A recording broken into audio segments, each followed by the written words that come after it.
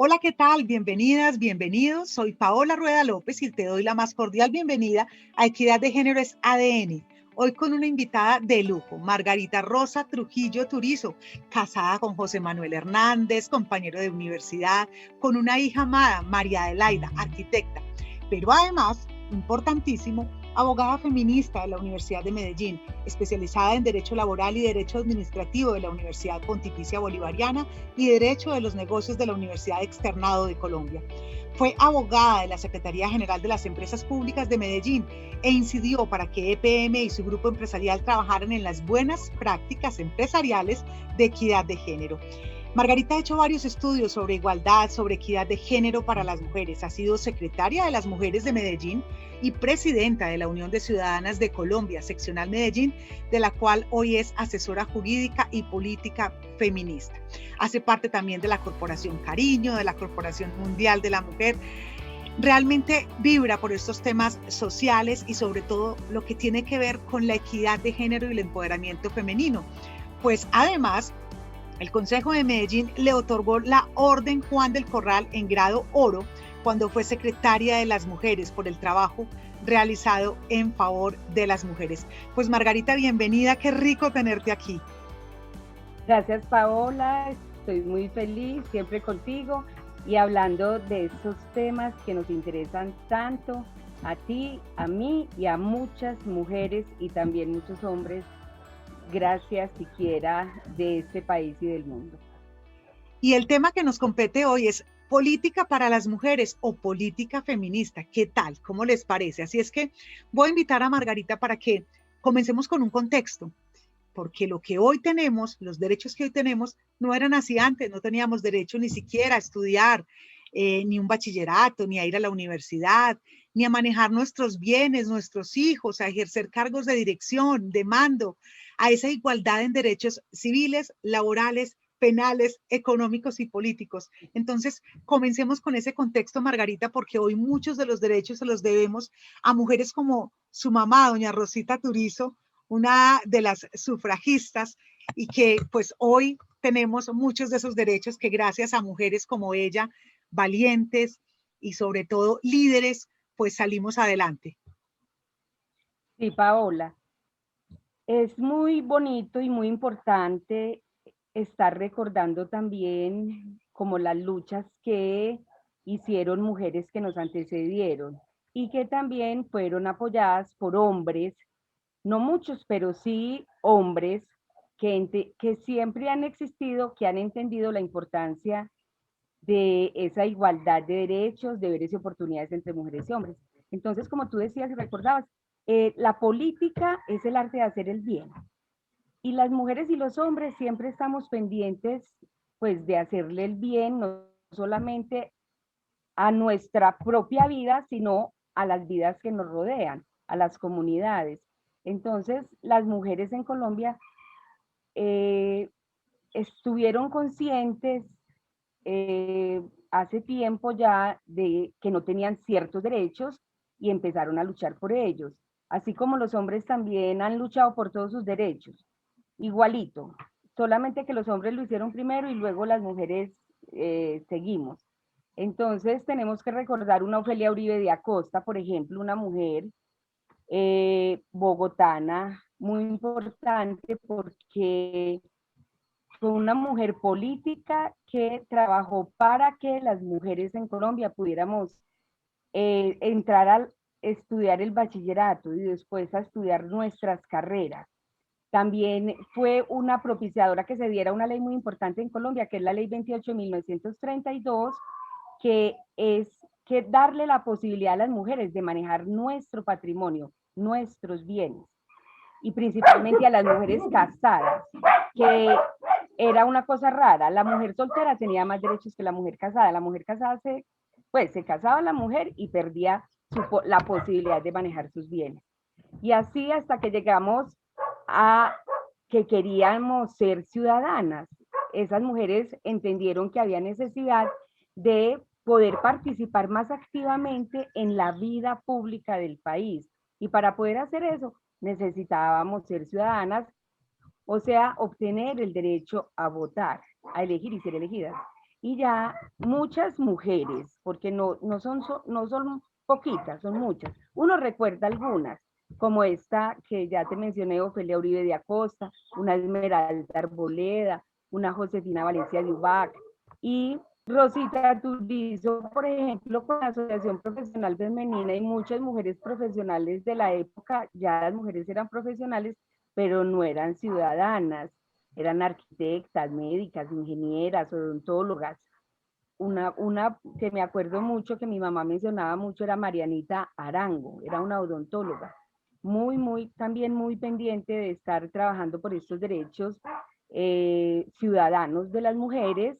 Y bueno, al final el Congreso entendió y se dio ese acto legislativo número 3 del 54, primero en esa constituyente del general Rojas Pinilla, que no fue posible ejercer el voto, pero después en el 57 se ejerció el voto con el plebiscito, y ahí las mujeres hicieron un ejercicio muy importante político, porque le explicaron a las mujeres, hicieron campaña, fueron por todas partes a decir que las mujeres ya podíamos elegir y que, o sea, se estaba diciendo en el plebiscito que se reconfirmaba que sí iba el voto de las mujeres. Entonces eso era la posibilidad de que las mujeres podían elegir y ser elegidas. Entonces eso fue lo que ellas estuvieron diciendo por todo el país, y fue muy importante porque ahí se empezó a despertar como la conciencia de las mujeres de que sí podían llegar a cargos públicos. Claro que ha sido muy difícil. Márgara, ahí entonces lo primero que haces en ese contexto es como esas grandes mujeres que fueron capaces de pensar no solamente, digamos, en sus derechos, sino en el derecho en general del género y comenzar a trabajar por estos derechos, que como lo mencionabas, pues ahí hay un tema y es que las mujeres no podían heredar, las mujeres no podían manejar sus recursos Bien. económicos y de ahí un tema bien duro que es la feminización de la pobreza. Así es. Sí, sí, lo que pasa es que o sea, los poderes, el poder económico, el poder político, el poder religioso, el poder social, el cultural, el poder deportivo, y ha estado siempre en cabeza de los hombres. Entonces, obviamente, si las mujeres no hemos podido disponer correctamente y adecuadamente de los recursos económicos nuestros, pues difícilmente íbamos a poder hacer riqueza nosotras. Recordemos, Paola, que la feminización de la pobreza se da en el mundo entero, tristemente. Hay que decir una cifra, pues una estadística que es terrible, que uno no se la imagina, que el 1% de los bienes inmuebles del mundo están en cabeza de las mujeres. Eso es como decir que no tenemos nada en cabeza nuestra. Y que, pero sí somos las mujeres, y las mujeres rurales las que, por ejemplo, producen más del 70% de la comida del mundo. O sea, trabajamos la tierra, estamos pendientes de producir comida, pero no somos dueñas de la tierra. Entonces, eh, llevamos, o sea, 64 años las mujeres siendo ciudadanas. Desde 1974 se expidió un decreto en Colombia muy importante, que fue el 2820 del 74, es un decreto ley en el gobierno de el presidente Alfonso López, que fue un gobierno liberal en donde se pudo igualar a las mujeres en absolutamente todos los derechos civiles. O sea, el Código Civil era un código supremamente machista, porque es un código que viene de Francia, pero de Napoleón, que Napoleón era, al parecer, una persona muy machista y un poco misógino.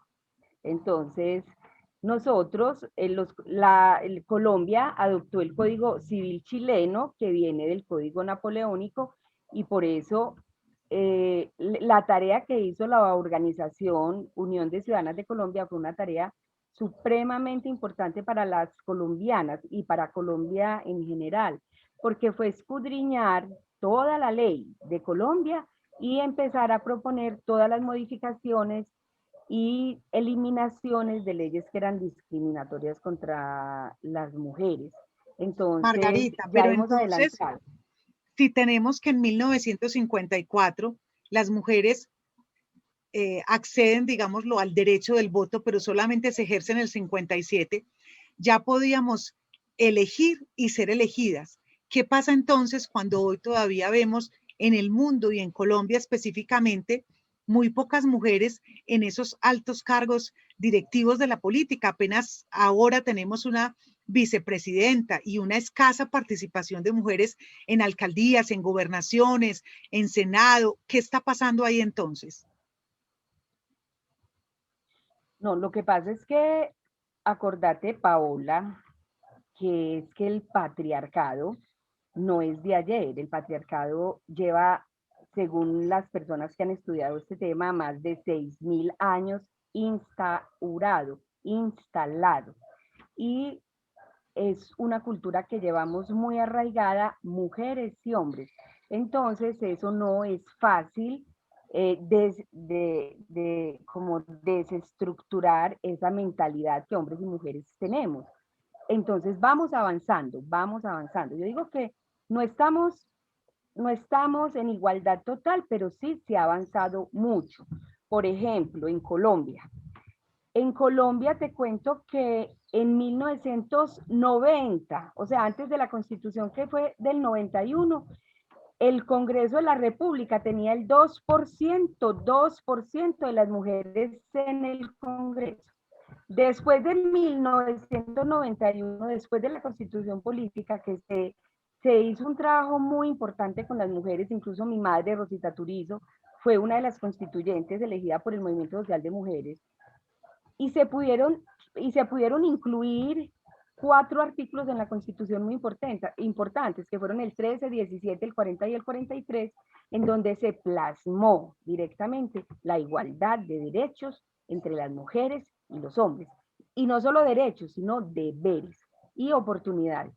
¿Y yo por qué hago como un énfasis en deberes? Porque es que los deberes, no solamente las mujeres tenemos los deberes privados, domésticos, sino que también nosotras pensamos que tenemos deberes también públicos.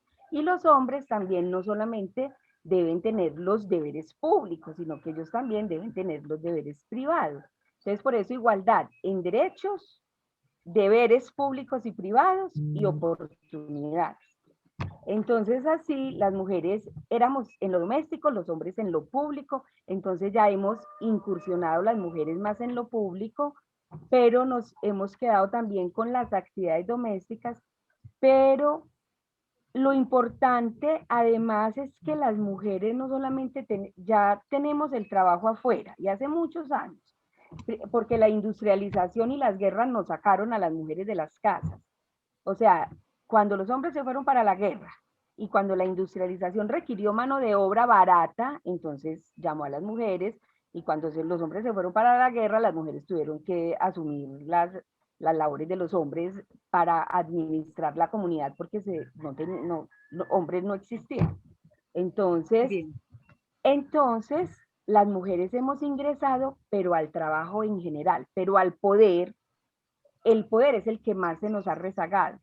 Entonces necesitamos también llegar a las posiciones de poder. ¿Para qué? Para que Colombia sea realmente un país más democrático. Y eso no va solamente para Colombia, sino que va para el mundo entero, para Ahí todos voy los a países. algo, ahí voy Sí, a una herramienta maravillosa que, digamos, se fue desarrollando. Hay quienes están a favor y quienes estarán en contra, pero digamos lo que cuando hay una cultura, como lo mencionas, que no reconoce a la mujer, que tiene una mirada absolutamente masculina o como se dice misógina, entonces ahí es importante generar como unas conductas o unos comportamientos deseados.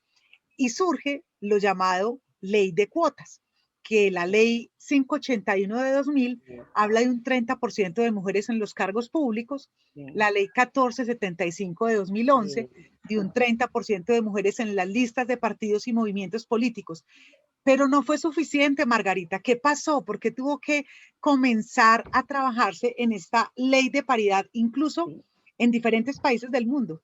Sí. No, y es muy importante lo que tú recuerdas, Paola, porque es que todo en la vida va siendo paso a paso. Así como nacemos, somos bebés, somos adolescentes, somos mayores y algún día llegamos a la adultez. Esperamos que la igualdad de derechos, deberes y oportunidades llegue algún día a la adultez en Colombia y en otros países. Entonces, primero fue todas esas normas que hemos mencionado. Después llegó la Constitución, que ya te dije, el avance del 2% al 10%. Después llegaron las leyes de cuotas que tú mencionaste. Y si vieras esas dos leyes de cuota, cómo han sido de importantes para Colombia. Esas son medidas afirmativas, Paola, pero tú no te imaginas, por ejemplo, desde que se expidieron esas leyes, por ejemplo, la ley 581 del 2000, o sea, de tener casi que, por decir algún 5% de mujeres en cargos altos, hoy tenemos hasta el 40 y el 50 y más en ciertos sectores del Ejecutivo, ya con cargos de mujer en posiciones altas. O sea que eso ha sido muy importante, porque Colombia, o sea, ya para ti no es raro que se diga, ve, van a nombrar a una ministra, ve, nombraron a una mujer allí. Eso ya se volvió común, porque eso es lo que hacen las medidas afirmativas, hacer común un hecho que no era común. La gente decía, pero qué bobada, pero si las mujeres somos iguales que los hombres, ¿cómo así que nos están exigiendo, pues por una ley darnos a nosotros esa posibilidad? Sí, porque es que, o si no, eso es una lucha de poderes que eso no es fácil que lo entreguen. Y la otra ley del 30% para incluir a las mujeres en las listas de los partidos políticos y movimientos políticos ha sido también súper importante, Paola, porque imagínate que del 10% pasamos al 19 y 20%. O sea que vamos escalando poco a poco y eso es lo que es la equidad. Es el instrumento que tenemos y que vamos utilizando para ir escalando hacia la igualdad, que obviamente la igualdad es muy difícil. Y la ley de la paridad es porque hemos llegado al 30, pero ONU Mujeres y muchos países que apoyan estas decisiones de que hay necesidad de equiparar el poder político por lo menos, ya el económico vendrá después, pero el político hay que equipararlo. ¿Por qué? Por dos razones principales. Una, porque es necesario que la mitad de la población, que somos nosotras las mujeres, e incluso un poquito más, tengamos oportunidad de estar en esos espacios de poder hablando sobre lo que a nosotras nos pasa, sobre nuestras necesidades. Eso le pasó a las francesas, empezaron este proceso en 1980 y solo en 1992 fue la primera ley de paridad que se expidió. La primera, porque en la Revolución Francesa se dijo, ellas decían, hombres y mujeres, desde el 80 empezaron a hablar y a decir, la Revolución Francesa quedó mal hecha, porque solo la Declaración de los Derechos del Hombre se dio y se les olvidó la mitad de la población. Entonces aquí en Colombia, por eso Colombia y en todos los países, ONU Mujeres y España y Suecia y Noruega y muchos países están empecinados en que los países, para propiciar que las necesidades de las mujeres se identifiquen, se tenga. Y la segunda razón es que se elimina hasta el 50 o más del 50 la corrupción. Cuando vemos el código electoral actual, el reciente, Sí, hablamos de que se eleva esa cuota femenina en las listas sí, al 50%, pero que no se logra esa pero representatividad porque no hay alternancia por las eso, listas cerradas. ¿Cómo así? ¿qué es la alternancia? Que haya un hombre y una mujer, un hombre y una mujer. Y universalidad, pues la universalidad es un concepto de que como somos la mitad de la población, o sea, es una universalidad de las mujeres, o sea, es un derecho de las mujeres estar ahí en ese congreso. Ese es el concepto de universalismo o universalidad. Y listas cerradas, ¿qué quiere decir listas cerradas? Es que eh, se tenga que votar, se hace una lista y todos los votos de un partido, un movimiento, no vayan a uno u a otra persona, sino a ese mismo movimiento, entonces ya la lista que se hizo en alternancia ya se va a respetar, porque a vos te ponían, por ejemplo, hoy cómo está, pero eso no se pudo conseguir en el Congreso, todavía no se ha podido conseguir y estamos pendientes de conseguirla, por eso la importancia de continuar con esta campaña de paridad ya, porque Colombia tiene que llegar allá. Eso es una revolución, se ha dicho revolución silenciosa, la revolución femenina, una revolución que no es guerrerista, que no es violenta, que es con la palabra, que es con los votos, que es en el Congreso, que es fortaleciendo la democracia, ¿cierto? Fortalecer la democracia es tener mujeres y hombres atendiendo las necesidades de Colombia. Fortalecer la democracia es darle a la mitad de la población lo que se merece y no estarla desconociendo. Entonces, hoy Colombia llegó hasta hace poco, que es con el Código Electoral, que eso es una ley reciente, a tener la paridad, o sea, 50% de las mujeres van a tener que estar en las listas de los partidos y los movimientos políticos. Estábamos en el Ya, 30, con la ley 50% hombres, 1475, y ya 50 mujeres. Ajá. eso, y ya se va al 50. Lo que pasa es que si no se pone esa alternancia, ¿cómo quedan las mujeres? Explícanos. Se dice con la lista de relleno, de relleno. ¿Por qué? Porque entonces, si no se pone la alternancia y las listas cerradas, entonces generalmente ponen a los hombres adelante y las mujeres abajo, y entonces no llegan las mujeres. O si no las ponen cerradas, pues obviamente los hombres son los que tienen el capital, son los que manejan los partidos políticos, y entonces a las mujeres tampoco llegamos. Y Entonces, ahí ese es pues el la problema. importancia de Sí, entender el por qué. No solamente es importante que sea 50-50 la cantidad de personas o las listas que participen, hombres y mujeres, sino que haya la alternancia, que es lo que se exacto. está Y buscando. lista cerrada, y cerrada, Cerrada, porque hoy para que son vaya listas subiendo. abiertas. O sea, ponen una mujer, un hombre, una mujer, un hombre, y usted no puede votar por este o por aquel o por el que está más abajo, más arriba, sino que vota por la lista completica. ¿Qué es lo que pasa en Medellín y en Colombia? Que surge un movimiento como Estamos Listas. ¿Qué pasa ahí? Míralo, es que Estamos Listas es el movimiento político de mujeres que hace muchos años han querido y hemos querido las mujeres que nos ha interesado la política. O sea, yo le oí ese cuento a mi madre y se lo oí a las amigas de ella, y en la historia uno lo ve.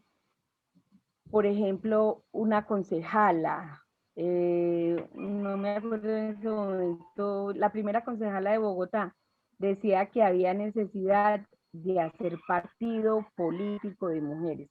En este momento, solamente 60 años después o 64 años después, pudimos tener el primer movimiento político de mujeres, que se llama Estamos Listas. Surgió en Medellín, pero hoy está ampliado a todo Colombia.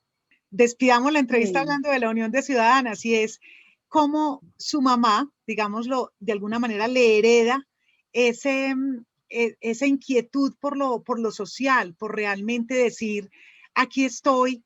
Tan es así que usted asume esa Secretaría de las Mujeres.